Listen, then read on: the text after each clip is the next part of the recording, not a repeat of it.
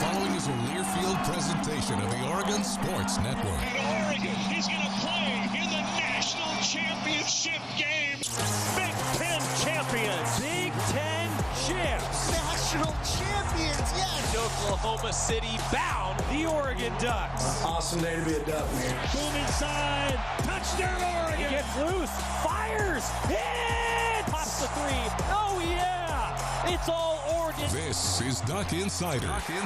It's about how to be a group of people that know how to love each other to the absolute fullest. Pleasure, a joy to be with them each and every day, and I can't wait for the future. It's just fun to be a part of a community that cares, that is passionate, and when we come together, powerful things can happen.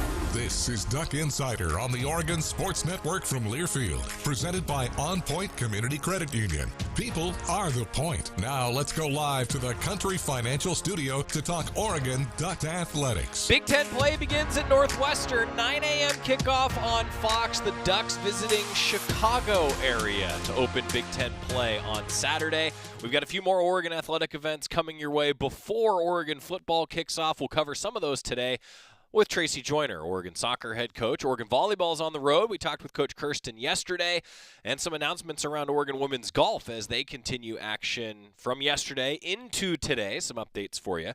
And we've got a baseball schedule coming together that we'll tell you about. More details on GoDucks.com for everything if you miss us talking about it on the show today. Also, this will be fun for those of you who are making the trek to the football game at Northwestern. We will try out our in-venue broadcast, our zero latency, no delay, live play-by-play with Jerry, Jorgie, myself, and Dusty. We're going to try it out on a road venue for the first time. We've used it at Autzen Stadium. I know the cell service is what it is at Autzen, but those of you that have listened, we've heard some great feedback. Fans have enjoyed it so far. We thought, well, let's try it out on the road. GoDucks.com/in-venue audio. GoDucks.com/in-venue audio. All one word. It'll take you to our microsite. We're kind of a beta test around the country for this. And I hope that some Duck fans around Chicago will try it out when the Ducks play at Northwestern with that 7 a.m. Pacific time pregame show across the Oregon Sports Network and a 9 a.m. kickoff when the Ducks face the Wildcats.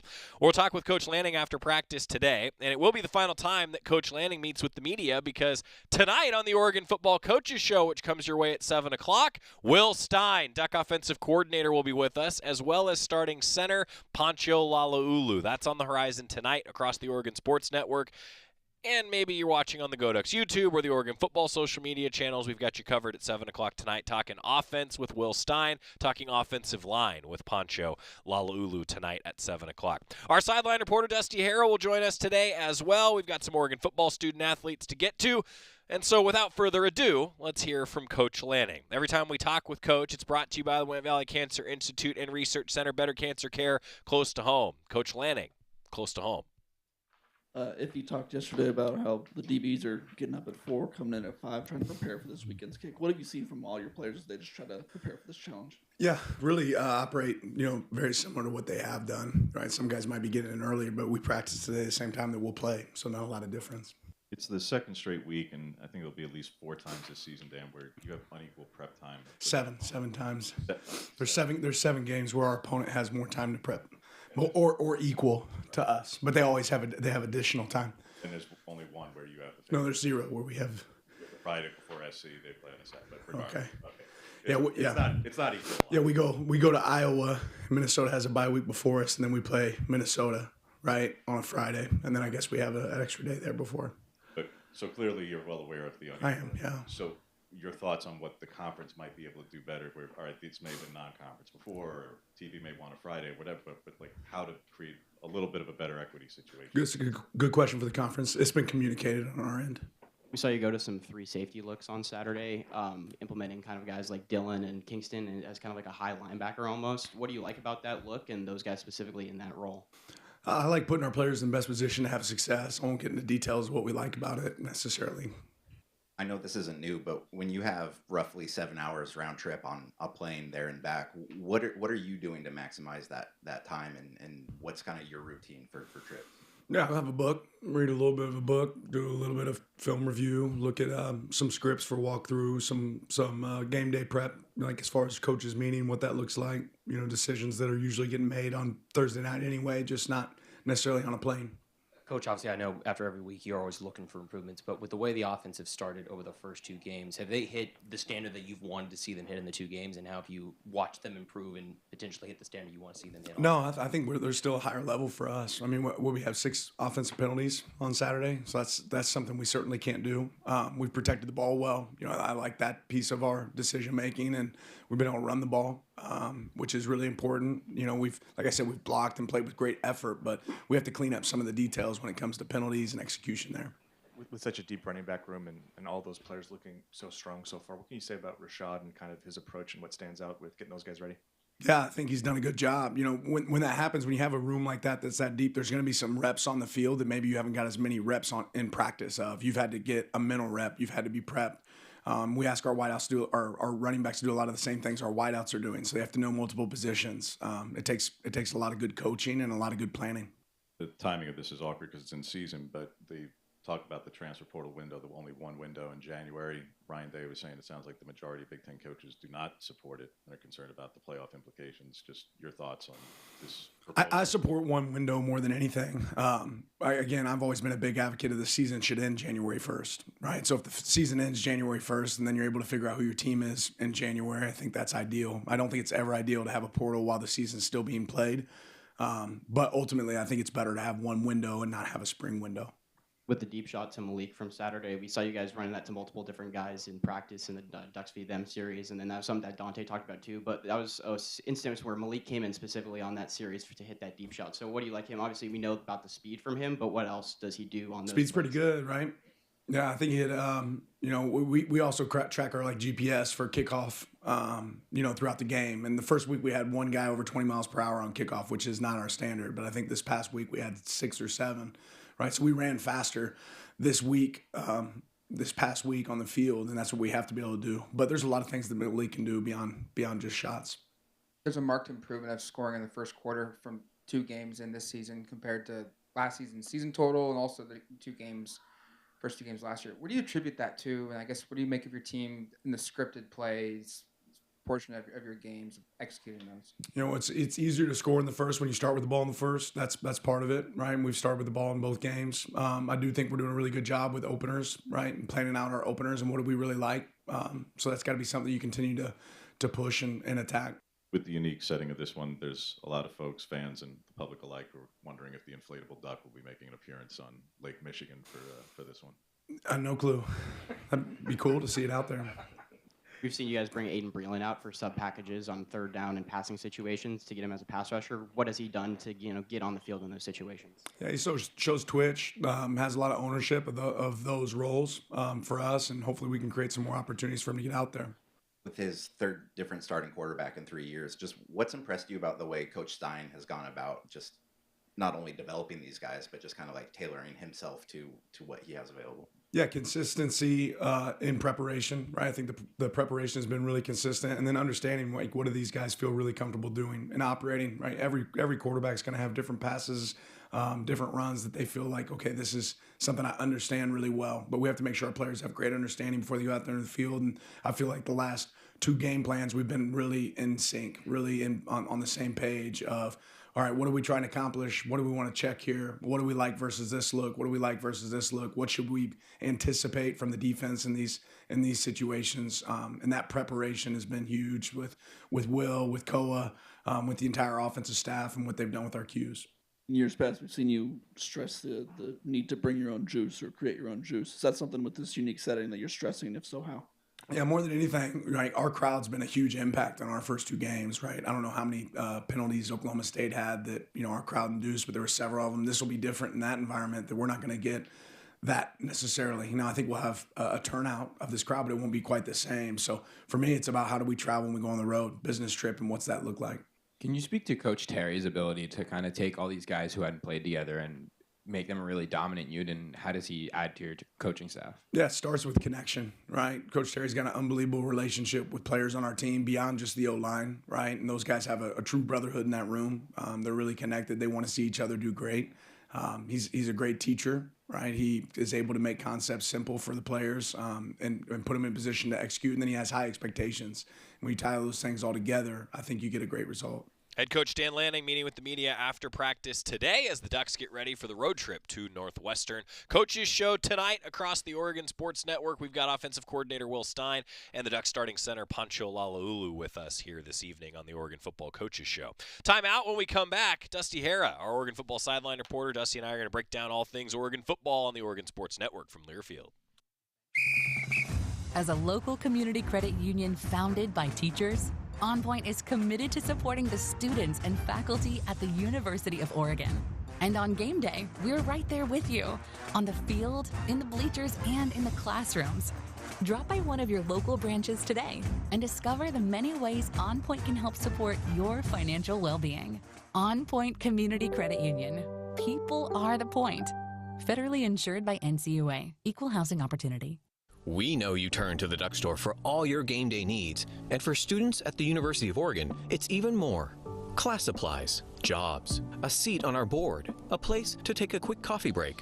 Because we're your student-first, non-profit college store, every purchase you make directly supports the very community we serve. From working at our counters to studying in the classroom, from directing our stores to cheering in the stands, the people we serve, the students, are the very people who are the Duck Store. Duck Insider, your home for the latest news on Oregon athletics on the Oregon Sports Network from Learfield.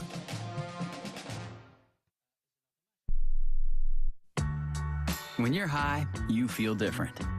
You think different, you talk different, you draw different, you listen to music different, but you probably knew that. Problem is, you also drive different, and not in a good way. That's why driving high is illegal everywhere. So if you're high, just don't drive. Make a plan to get a sober ride.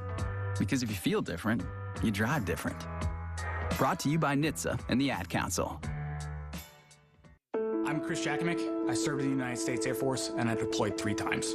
Being a veteran, it's interwoven into your DNA. It is really the absence of the connection and the purpose that can really drive a lot of veterans to some negative thoughts. For those who are in a suicidal crisis, the window of time to save somebody's life is very short. Our duty is to protect ourselves and protect our families. And one way you can do that is store your weapons safely. Store all your guns securely. Help stop suicide. Brought to you by End Family Fire and the Ad Council.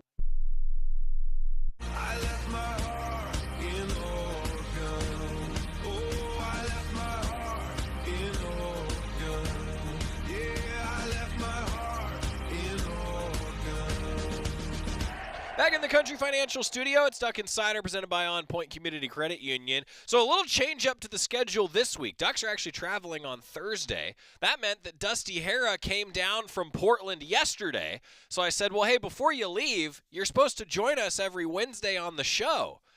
Rather than getting him on Zoom or something like that, we figured, well, let's just talk today. And that's what we did with Dusty Harrah.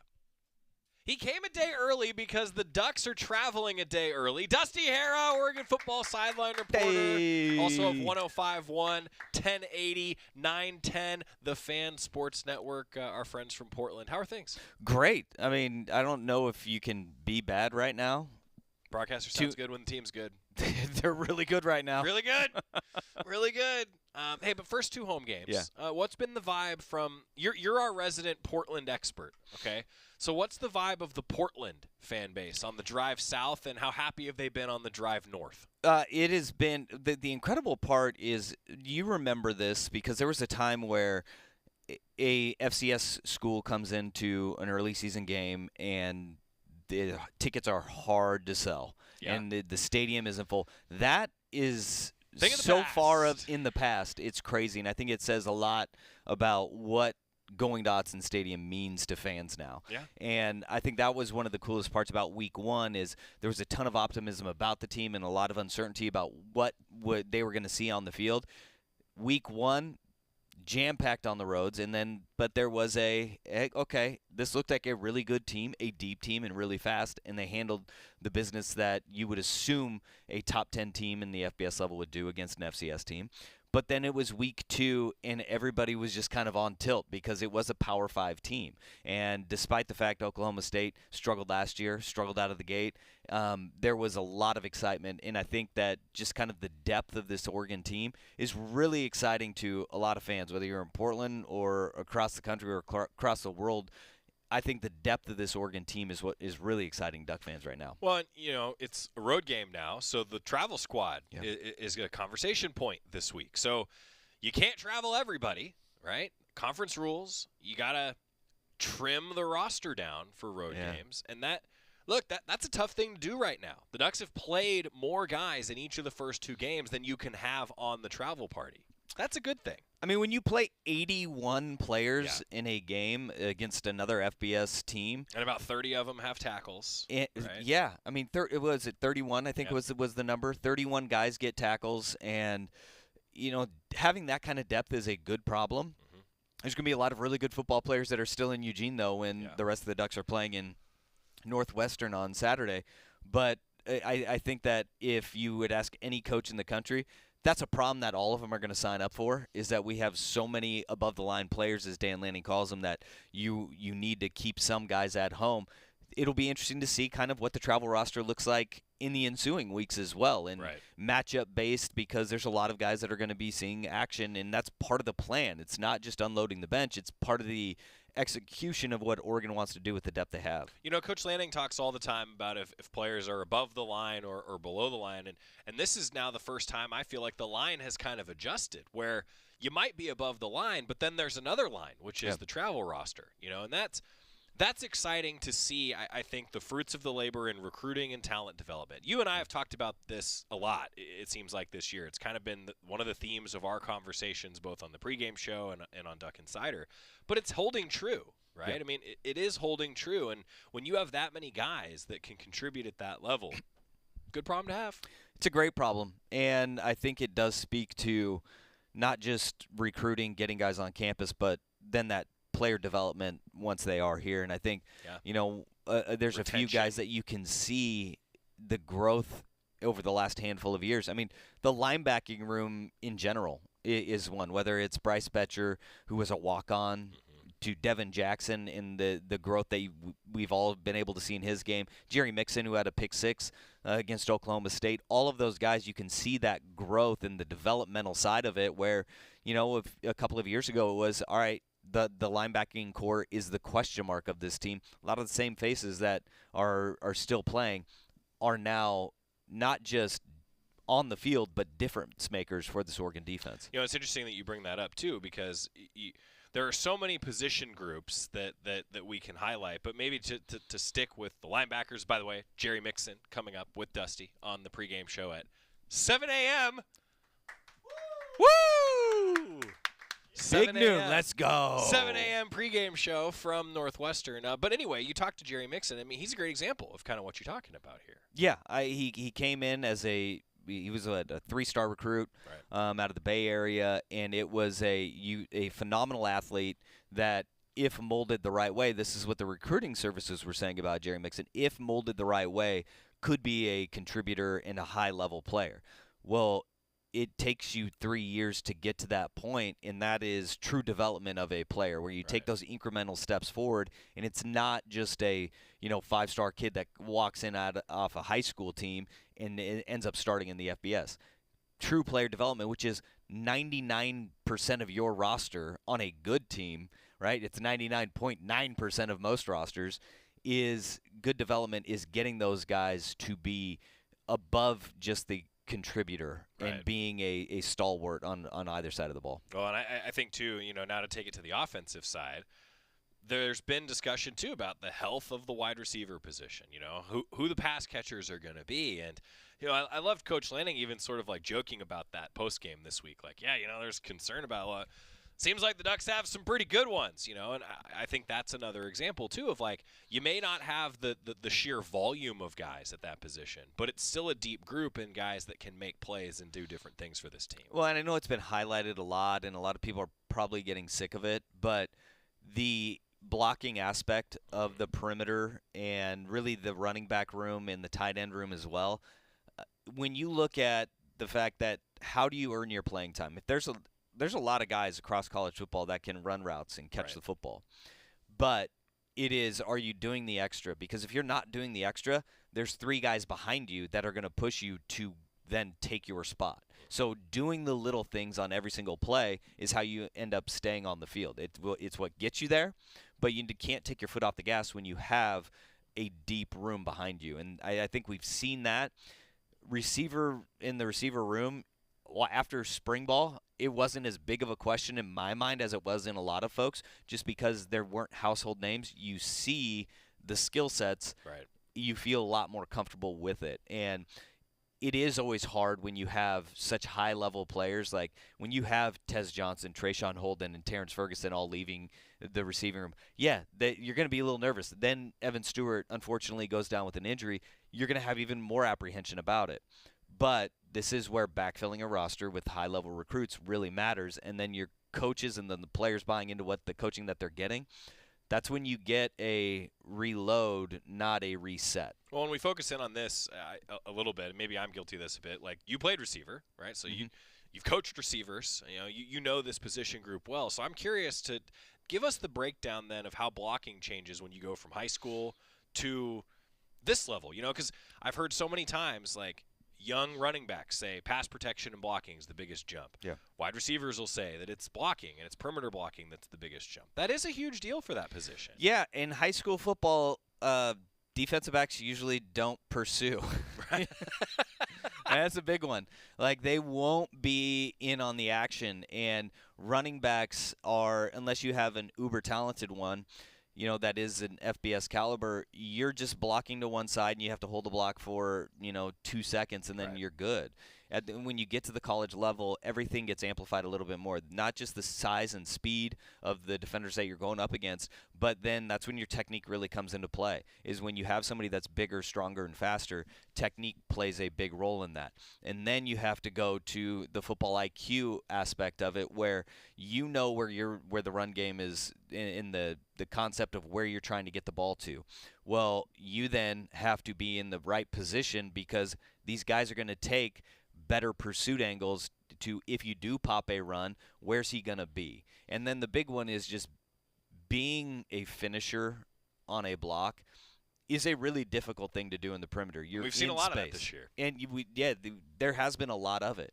But finishing a block is a really difficult thing for a receiver to do, because you're on the outside, and it is totally fair. I was going to say whether it's fair or not. It's 100% fair. Nobody in their right mind believes that you are legally holding a block for more than 4 seconds. And it's fair. I hear you. It is fair. I hear you. But the ability to finish that block and block downfield for the length that we've seen, it has really been impressive. Now, as the talent starts ramping up as the season goes on, we'll see just how nasty you can be. Talking football with Dusty Harrah. He'll be on the sidelines again coming up at 9 a.m. on Saturday when the Ducks take on Northwestern here on the road. We'll talk a little bit more with Dusty coming up. Also, Oregon baseball schedule coming together. Women's golf is in action. Tracy Joyner, head coach, Oregon soccer, will be with us here in the Country Financial Studio coming up on the Oregon Sports Network from Learfield. Dear Truckin' Awesome, Toyota Tundra's got heart-pounding horsepower. Tacoma is one rugged ride, and the 4Runner is tough as nails. Truck yeah. Find yours at Toyota.com. Toyota, let's go places. As a local community credit union founded by teachers, OnPoint is committed to supporting the students and faculty at the University of Oregon. And on game day, we're right there with you, on the field, in the bleachers, and in the classrooms. Drop by one of your local branches today and discover the many ways OnPoint can help support your financial well-being. OnPoint Community Credit Union. People are the point. Federally insured by NCUA. Equal housing opportunity. Dear Truckin' Awesome, Toyota Tundra's got heart-pounding horsepower. Tacoma is one rugged ride, and the 4Runner is tough as nails. Truck yeah. Find yours at Toyota.com. Toyota, let's go places. This is Duck Insider. Duck Insider on the Oregon Sports Network from Learfield. This message is for Karina, our mom who finished her high school diploma at age 28. Hi, Mom. It's Emmettith and Nicholas. Congratulations on getting your diploma. You worked so hard and have taught us so much. We love you. When you graduate, they graduate. Finish your high school diploma for you and for them. Visit finishyourdiploma.org to find free and supportive adult education centers near you. Brought to you by the Dollar General Literacy Foundation and the Ad Council. You said you'd never buy your kid candy from the checkout aisle. Or forget extra diapers. You'd never lick your thumb to clean their face. Never, ever become a minivan mom. So when you say you'd never leave your child in a hot car, know it can happen. Cars get hot fast, and kids can be at risk in temperatures as low as 60 degrees Fahrenheit. Never happens. Before you leave the car, always stop, look, lock. Brought to you by NHTSA and the Ad Council.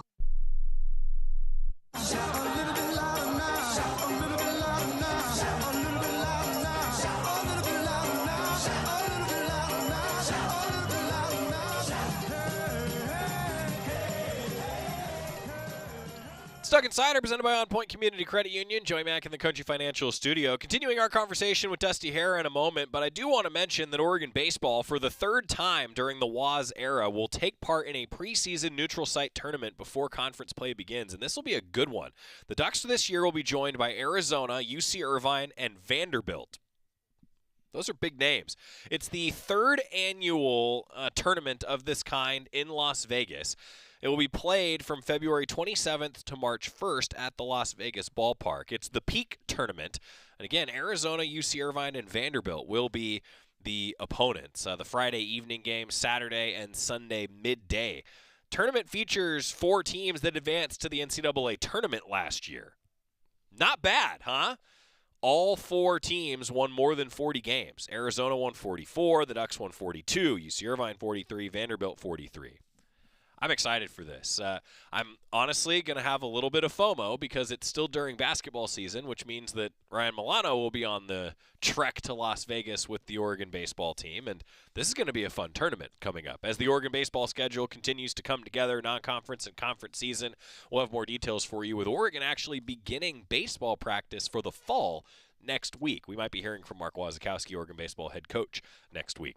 Continuing with the Oregon football conversation, our sideline reporter, Dusty Harrah. I talked with him yesterday when he came down for his pregame chat with Jerry Mixon. Continuing with Dusty.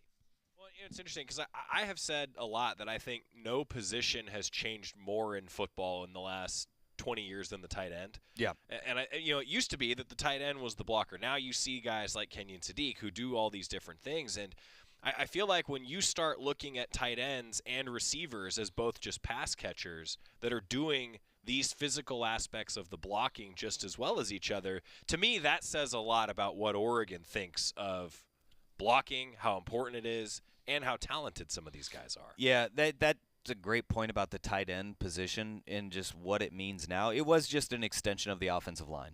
You would have a more mobile, smaller offensive lineman who I guess we can throw the ball to him and he might catch it. More akin to a fullback than anything else. Boy, it has changed to where you're an extension of the offensive line, but you are an extension of the wide receiver room as well, and you are just as valuable on both sides. And then when you get a guy like Kenyon Sadiq who you say, all right, we're going to put him in the Wildcat at quarterback. We are going to line him up in a wing or a nub position, and we're going to use him as a lead blocker in our run game. You think of the different aspects of his game and the skill sets that you have to have. One, we go physically, Kenyon Sadiq, anybody that looks at him, you go, that dude is built different. Like he's made in a lab, not a human. But then you go to the level of football IQ and what you have to be able to retain from being an extension of the offensive line, receiver room, and then the run game. It's crazy to think of how much they are putting on his plate, and he's able to just gobble it up every I'm glad you said that because I've talked a lot about how much the tight end position is responsible. This is an overgeneralization, but the tight end might be the most versatile player on most football teams, just with the amount that is asked of them. And that's where someone like Kenyon Sadiq is so unique. And it's like, you can go back in the NFL and you start naming guys that were the pass catchers, like Kellen Winslow comes to mind for me, right? And so It's just amazing to think, though, and like I said the phrase earlier, right? Like, it's more akin to a fullback now, because the traditional fullback was the versatile position, and that's even shifted. You don't see a lot of the traditional fullbacks in offenses anymore. Yeah, it was like Mike Allstott. Right. You know, Mike Allstott, a guy that was a tailback in a fullback's body. Right. And you could use him in a variety of ways. And I think that, you know, the NFL and the pay scale for tight ends is way off. And the value of those guys is just, they're criminally underpaid. True. But you also have, like, the specialty guys where, you know, some guys are, Travis Kelce, far more prevalent in the passing game than he is in the run game. But he's serviceable in that run blocking game. The thing and why you see so many people drooling on Twitter over what Kenyon Sadiq's doing on the field is everybody knows that he can be a receiver and how skilled athletically he is with hurdling guys. But it is the finishing of blocks in a variety of ways, whether it's on the perimeter or it's washing down a defensive end and really being physically imposing. The ability to do both at a high level is why people, you see it from not just Oregon fans, but NFL evaluators that are sitting there going, this is tight end one. It's because he has the ability to do both at a high level. Well, and here's what I love, too. I mean, certainly we've talked about just earlier, even in this segment, about, you know, the level of competition, and it goes up seemingly here each week, right? There's a progression with the way Oregon's schedule is, at least from the outside looking in, of what these teams are. But the Ducks have taken care of business in those fundamental type of plays. I mean, how easy would it be for a team that is not, shall we say, if we could be so bold, as strong culturally as Oregon? You're not going to see them finishing blocks like that when it's obviously going to be a touchdown. Like, I think about the play where De'Aaron Hill scored last weekend. Wide open! I mean, no one was around him because of that blocking. You don't see that from a team that doesn't prioritize this kind of stuff. No. And it will be really interesting to see how, when you play other strong culture teams, really good, fundamentally sound teams, that is where the rubber's going to meet the road. But the fact that there's a lot of things against two opponents that aren't on the level of Oregon that we've seen that you can take plays off. Right. And even on really good and great teams, you see those guys kind of take their foot off the gas. I think that Ducks versus them this week was a great indicator of that, you know, and Dan Lanning saying, I'll let you know when it's time to take the foot off the gas. And they responded in kind. Right? I think that is something that intrinsically, that's your culture. And that's when you say, like, high culture of Oregon and buying into everything. We've seen that. And we've seen that in an impressive way through 2 weeks. You played a lot of 9 a.m. games? No. I think of it this way. Like, in college, getting me up at 9 a.m. was a tough thing. Let alone playing a 9 a.m. football game. I don't know. When did you practice in college? Yeah, afternoon. It was like 3:30 in the afternoon. Yeah. Ducks practice in the morning, which I think that matters. I mean, just today and yesterday, Ifeobi Degu was saying, like, yeah, we've been getting up early. Like, DBs are getting up early to get ready for the early kicker. I think the early kick is... It's literally right in the practice window, just so everyone has some context. It's when the Ducks practice. Yeah, what game day is always a little bit different. No doubt. Getting up earlier. In the fact that you're not rolling out of bed, going into the training room, getting a quick meeting, and then boom, you're out on the field. On a game day, everything is timed out to the hour, to the minute, and it's so weird. Remember, like, 7:30 kicks and 7 o'clock kicks where we got to hold these guys around all day long. I think that's harder, because truthfully. The routine is so much different. Yeah. When you practice at 9 a.m., your routine is to get going at 9 a.m. It's still going to be a little bit different. Yeah. It's going to be different because game speed and that ramp up when you have your team meal and when you have your walkthroughs and all that stuff is a lot different. But it's also going to be different because this stadium environment is unlike any other in college football. Right. In a temporary stadium that is really nice and a really cool setting on Lake Michigan. But it is truly different than anything that any of these guys have played in. So there's quite a few curveballs that are going to be thrown at this Oregon team. It's going to be a little windy for you on the sideline. Yeah. Yes. I'm not used to that. I have only been to Chicago through an airport. Like, I've never actually left the airport. Yeah. I've been there for a day. I'm really interested. I know nothing about greater Chicagoland area, except for what Wayne's World taught me. That's right. And we are not near Aurora, Illinois. All I've learned is what our OSN broadcast intern extraordinaire, Saul Galvan, the resident Chicago expert here on the OSN crew, this is what I know.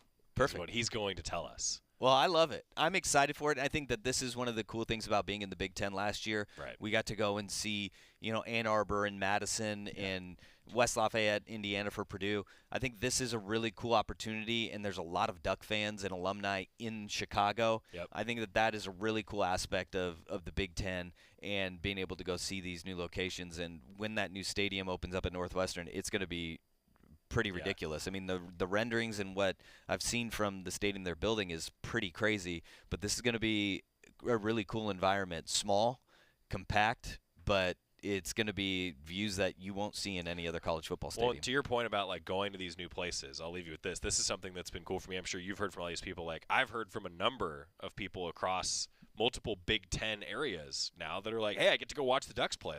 So shout out to our guy Len. He has been in the studio before. I say that he is the head of all Midwest Ducks. Oh. He is just the ultimate fan of the Midwest variety and geography. So Len, we're coming to your city, buddy. Let's go. Yeah. Let's go. What's up, Len? Yeah. Dusty Harrah, thanks, buddy. Hey, no, thank you. See you on the tarmac. Yeah, let's go.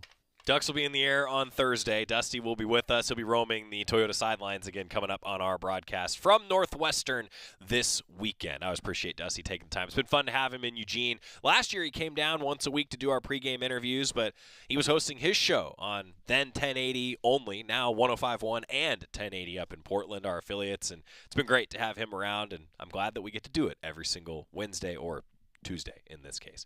Timeout. When we return, Oregon football on the road starting conference play. So is Oregon soccer. We're sitting down with the head coach, Tracy Joyner, next on the Oregon Sports Network from Learfield. As a local community credit union founded by teachers, OnPoint is committed to supporting the students and faculty at the University of Oregon. And on game day, we're right there with you, on the field, in the bleachers, and in the classrooms. Drop by one of your local branches today and discover the many ways OnPoint can help support your financial well-being. OnPoint Community Credit Union. People are the point. Federally insured by NCUA. Equal housing opportunity. When life blindsides you with an injury, you need a team that's tough. For over 30 years, Morgan & Morgan has been fighting for the people. This season, we're proud to partner with Oregon Athletics. Because whether it's on the field or in the courtroom, we're both determined to do what it takes to win. Morgan & Morgan, proud partner of Oregon Athletics. Injured? Dial pound law. Morgan & Morgan, 10150 Southwest 6th Avenue, Portland. Prior results do not guarantee a similar outcome. Your daily dose of Oregon athletics. This is Duck Insider from Learfield. We asked parents who adopted teens to share their journey. We just kind of knew from the beginning that we were family. They showcased a sense of love that I never had before. I mean, he's not only my parent, he's like my best friend. At the end of the day, it's all been worth it. I wouldn't change a thing about our lives.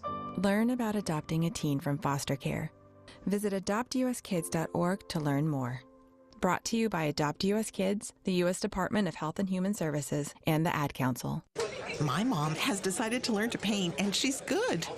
My dad's now into creative cuisine, and I've already put on 6 pounds.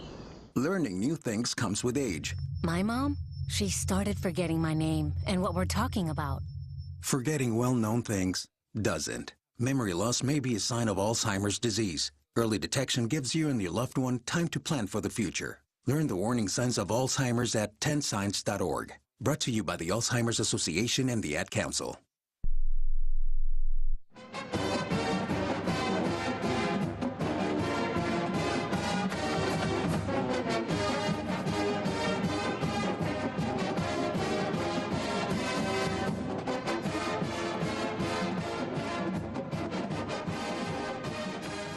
Duck Insider, presented by OnPoint Community Credit Union. I'm Joey Mack here with you in the Country Financial Studio. I mentioned Oregon football going on the road to start conference play. Well, so is Oregon soccer. UCLA is the opponent. They are a good squad.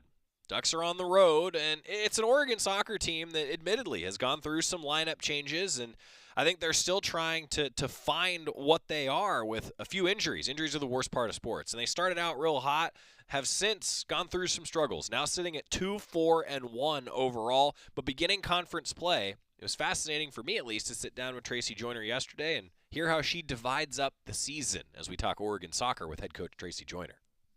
Big Ten play begins this week. Tracy Joyner, head coach Oregon soccer with us. Hi, Coach. Hi, how's it going? Oh, my God, Whoa. I missed you. Sorry. That was close. You got tied up I by did. the cable, though. Like, that could have been – we could have had a viral moment there without even attempting to. But you're here. I'm here. How are things? Things are good. Yeah. Getting New chapter. ready? New chapter. Well, okay, let's start there. So, to review – but before we do that, zoom out for us. I mean, non-conference season now closed. It feels like it always goes fast, I feel like, when non-conference is over. It does. It does. And I've always split the season into thirds. There's the preseason, conference, and then postseason. So Interesting. We're in phase 2. Where do you always want to be in the beginning of phase 2? Like, regardless of record, like, do you have, like, things that you want to have done with your team by this point in the year routinely? Yeah, I definitely think that my focus always with any team is just establishing competitive stamina and just teaching teams how to compete. It's a long season, and really just preparing them for how competitive it's going to be. You don't want to peak at the right time, by any means. And so from like a fitness standpoint and, just a style of play, you want to have a really good idea, but certainly the mentality and the competitive stamina is the most important thing. You know, I'm curious, like, then through non-conference, where you at? Like, just give us the overall sense from your team before we get into specifics. Yeah, we had a really good meeting this morning, where we just kind of reflected on the growth that's taken place. We feel, I think, really good about just from a consistency standpoint of extracting detail from the games and then being able to execute whatever it was that we needed to fix into the next game. And that consistency piece is really important. So not just from an individual perspective, but like as a team. And the players came up with that, which was really, really awesome. I, empower them to have a lot of say in what we do and how we do it. And that was something that they, valued quite a bit, was just that, and that they felt really confident in, was them to take information and then execute it. And so there's obviously some other details about, it's hard to score goals and clean up some of those things in front of the net. But in terms of being able to be coachable and take feedback and then execute, has certainly been something that has shown, a huge amount of growth from day one till now. You always want to score, 20 goals a match, right? Like that's what you want to do. I think you've got a good chance to win when you're scoring that many. But to flip that on the other side, Coach, I mean, how about your defense? Where have you seen your defense grow? And even with, admittedly, some lineup changes over the course of the season. Yeah, we've had quite a few lineup changes, some injuries here and there, and just different formations, just trying to figure it out. I mean, when you take over, a team that's got a lot of new players, a lot of new faces, haven't played with each other at all ever, you're just trying things out, and that's what the preseason really is for, is to find key relationships of players on the field and what's going to suit us and our personnel the best. And so with some injuries, we had to make some changes, and stylistically, I think, but we're in a good spot. I think that there's a lot of confidence that's happening and, that's brewing. And even though maybe the results don't show necessarily, or reflect how hard I think we're working, that's just the nature of the world of soccer, and the game of soccer is, statistically, it's not really driven by that. Right. So, yeah. Well, to put that in context with the cruelty that is this sport, on the season, you're out shooting your opponents by about double. Yeah. But then the record doesn't necessarily reflect that. So what for the soccer amateur in me, what's the learning lesson there for a coach, for players? What is the lesson there? Yeah, that's a tough one, because you've got one side of it is that you want to create opportunities, and that can be one of the most difficult things to coach, because you're like, how do we generate chances? How are we creating dangerous opportunities? And we're certainly doing that. It's just the finishing aspect, and a lot of that obviously is the onus of responsibility is on the players to do their job in front of the goal and have that composure. Man, that's tough though. It is. I mean, it's a lot to ask for sure. And like, cause those are really big moments, and you know, the stats don't also always represent like how quality of a chance is, you know, so it can be misleading in some ways. But I think defensively, we are doing a really good job of not necessarily, I mean, our backline's doing a great job, but really just the team defending, and that's really a mentality. I think the game is very fluid. I don't necessarily focus a ton in terms of like when we're in possession.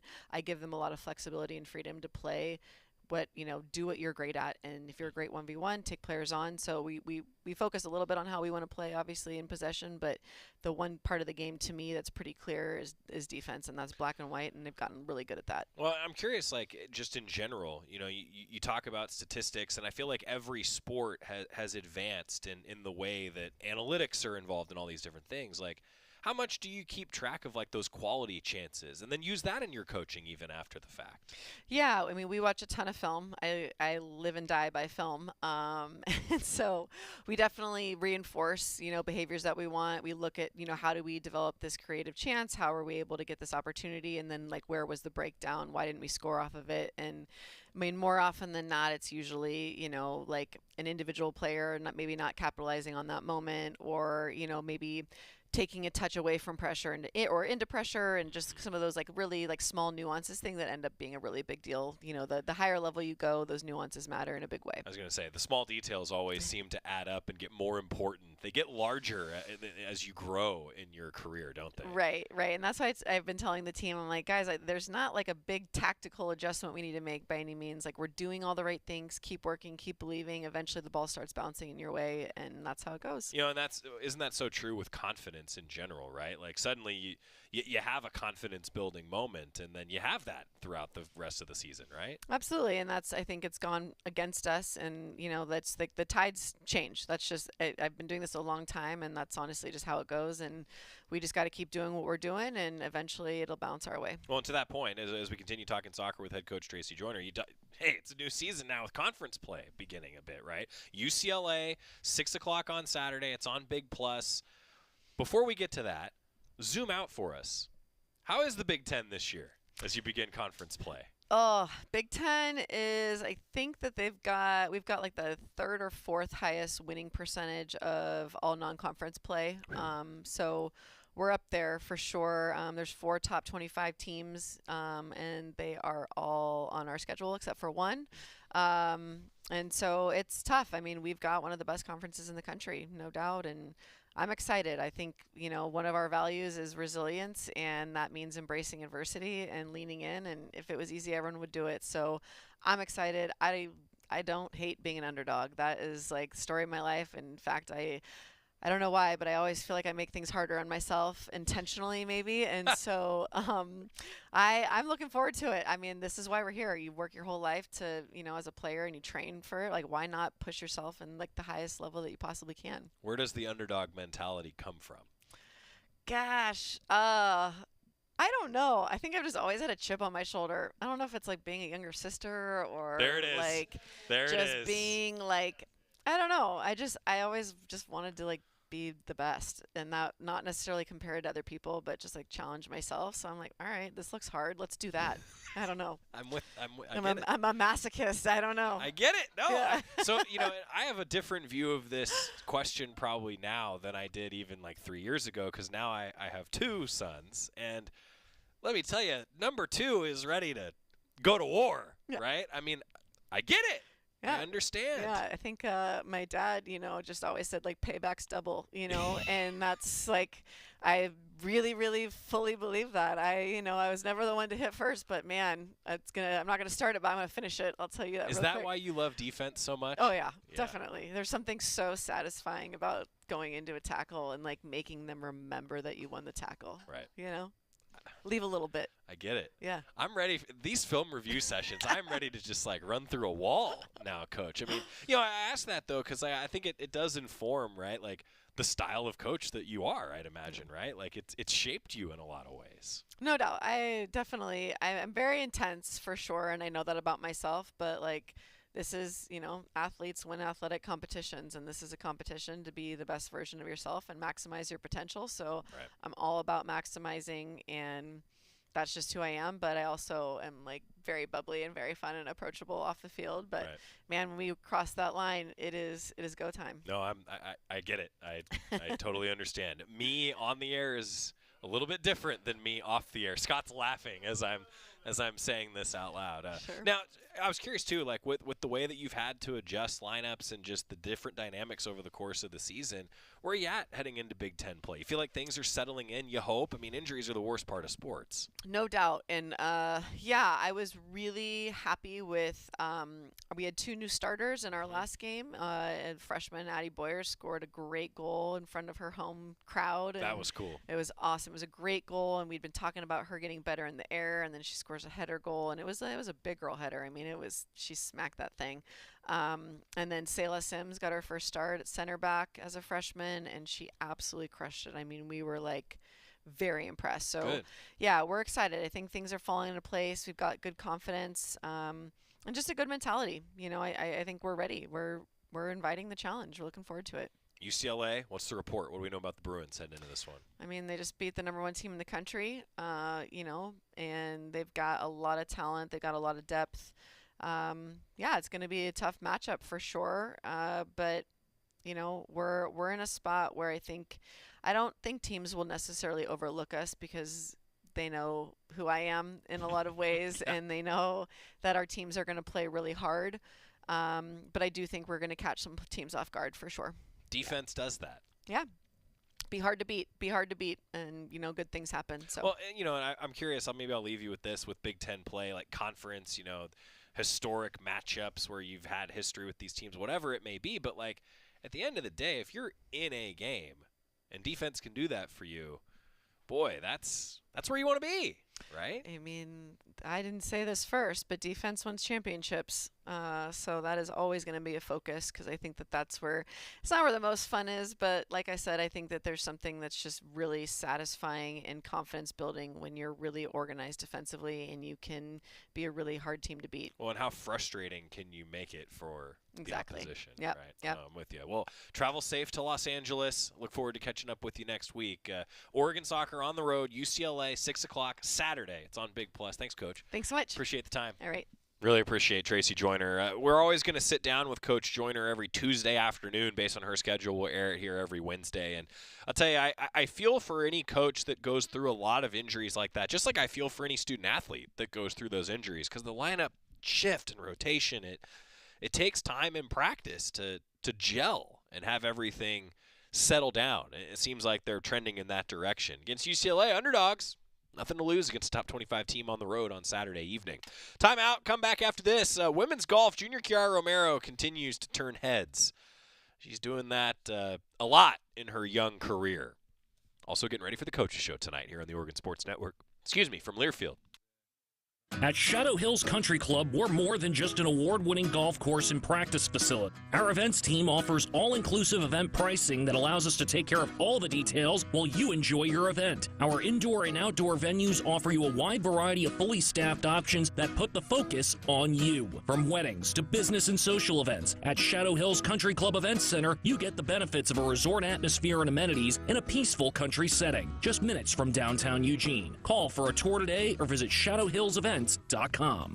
Hey Duck fans, at Country Financial, they make insurance easy. Whether you're shopping for home, auto, or more, their representatives will take the time to understand your specific needs and explain what options work best for you. Worry less and feel more confident knowing you're covered. Visit countryfinancial.com to get started today. Experience more with Country Financial. Auto and home insurance policies issued by Country Mutual Insurance Company, Country Preferred Insurance Company, and Country Casualty Insurance Company, Bloomington, Illinois.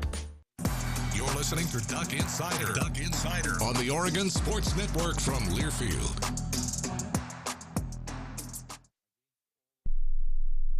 Don't act like that. Don't wear that. Don't think that. I've heard everything you tell yourself every time you felt different. And I want you to know that you can be vulnerable and powerful. That taking care of your mind is taking care of everyone you love and who loves you. Love your mind. Find mental health resources at loveyourmindtoday.org. Brought to you by the Huntsman Mental Health Institute and the Ad Council. I'm a pretty great multitasker. I can wash dishes and do laundry. I can roller skate while walking my dog. I can even order lunch while doing my homework. But I can't use my phone while driving. A distracted driver is one of the leading causes of death in the United States. So when it comes to driving, please, don't be a multitasker. Don't drive distracted. A message brought to you by the National Highway Traffic Safety Administration, Project Yellow Light, and the Ad Council.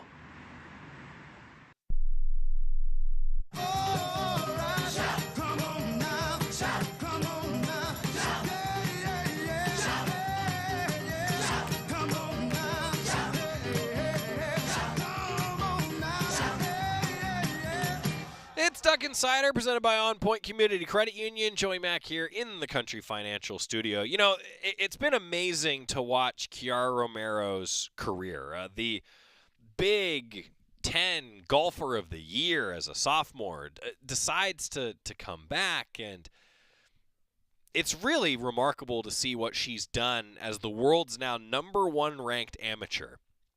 Well, just yesterday, made 4 birdies and an eagle on the back 9 on Tuesday. She hit a 3-under for Oregon women's golf in round 2 of the Annika Intercollegiate. Now, the Annika Intercollegiate, for those of you that are not aware, this is maybe the biggest women's golf tournament of the fall, especially, but perhaps even extending to the spring. The #2 ranked Ducks, yeah, that's right, #2 ranked Ducks as a team, closed the second round with a 2-over yesterday. They teed off real early this morning, and keeping track of where they are on the course, I'm going to get you a live score update if we have one. We'll have a full recap, though, on GoDucks.com. But just to give you an idea of what Kiara Romero has done. So I just told you about yesterday. She's 5 under through 10 holes. That was a few hours ago. The Ducks, though, got off to a hot start in round 3. More details on GoDucks.com as the round today comes to a close. They teed off at 6:30 in the morning, Pacific time. But I'll tell you what, this is a really, really talented team. Derek Radley can recruit. Flat out, Derek Radley can recruit.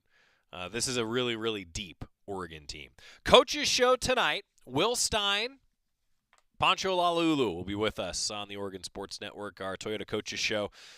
7 o'clock across the Oregon Sports Network and on the Oregon football social media channels this evening. Another plug for GoDucks.com/in-venue audio. Those of you who are making the trip for the game at Northwestern, check it out. Try it out. It'll be geofenced. That's how the broadcast is set up. So it's geofenced around the stadium so that you can get a no-delay Jerry Allen call. Hard-hitting question from Dave.